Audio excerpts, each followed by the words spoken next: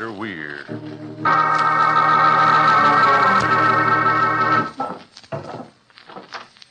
Good evening. Come in, won't you? Why, what's the matter? Your hand is shaking. Surely you're not afraid of me. Perhaps it's the cemetery outside my house that has upset you. Speaking of cemeteries, reminds me of a story I want to tell you. A strange murder and a strange burial. The strangest ever known. I call the story Murder 1 Million B.C.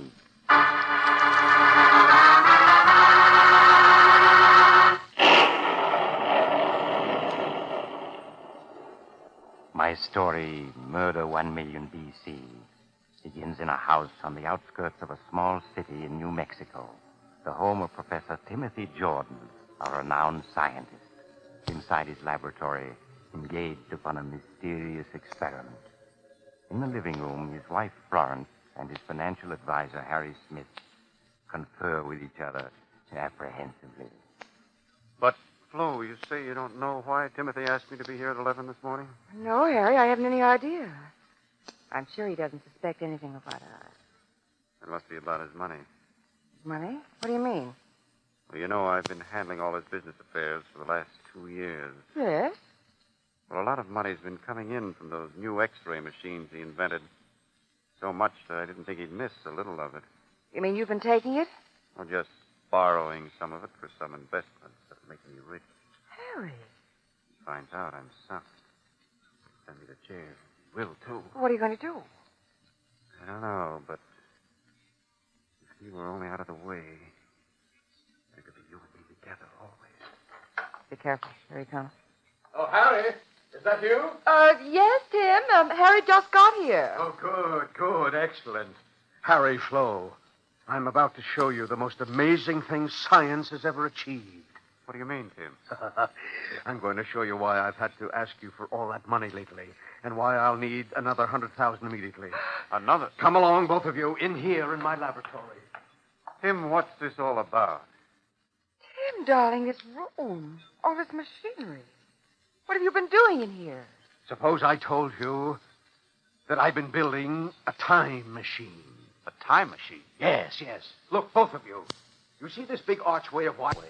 A doorway that leads back into the unknown past as far as the year 1 million B.C. Tim, you're not serious. I'm perfectly serious. All I have to do is to close this switch. Now, watch. The archway. It seems to be getting all misty. Yes. That's a sign the current flowing through these coils is opening a hole into the past. A hole we can step through as if it were a doorway. Now come, follow me, and in 10 seconds, you'll find yourself on this earth as it was 1 million years ago.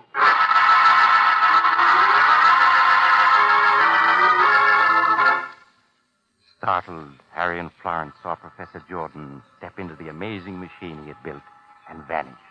Then, fearfully, they followed him and abruptly found themselves standing at his side on hot, dry desert sand.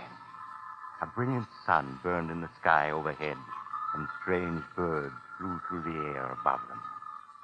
Half a mile away to their left lay a vast body of water in which monstrous, nightmarish creatures were splashing. Harry and Florence stared about them as if they could not believe their eyes. Tim. Tim, is this real? This is New Mexico, as it was 1 million years ago. Tim, I don't know what to say. I just can't believe it. The past. We've come 1 million years into the past. And just by stepping back the way we came, we'll be in the present again, in my laboratory, in the year 1940 A.D. Think what that means. Think of being able to watch the burning of Rome, see Columbus discover America, view the signing of the Declaration of Independence. But it'll all be possible as soon as I can get more radium. More radium? Yes, radium provides the power my time machine needs. That's why I have to have $100,000 at once, Harry. Yes, I see. Excuse me, Tim, this Huh? stone. That's interesting. Stone? Oh, that's just sandstone covered with clay. Well, Harry, about the money. There isn't any money. No money? What do you mean? Just what I say. You've stolen it, embezzled it.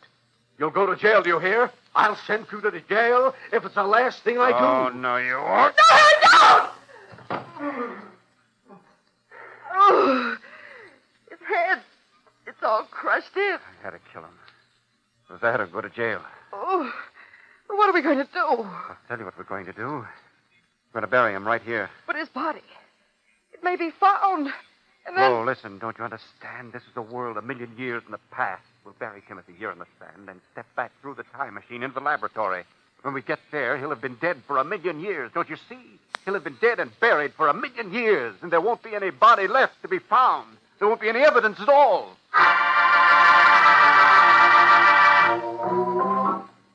After Harry had struck down Professor Jordan, he and Flo hastily dug a deep grave in the sand with their hands. They put the body and the blood-stained rock into this grave and covered both with sand. Then hastily they stepped back through the time machine into the laboratory and partly dismantled the machine so no one else could stumble on the secret. Then, after waiting, they announced Professor Jordan's disappearance. Everything went just as Harry planned.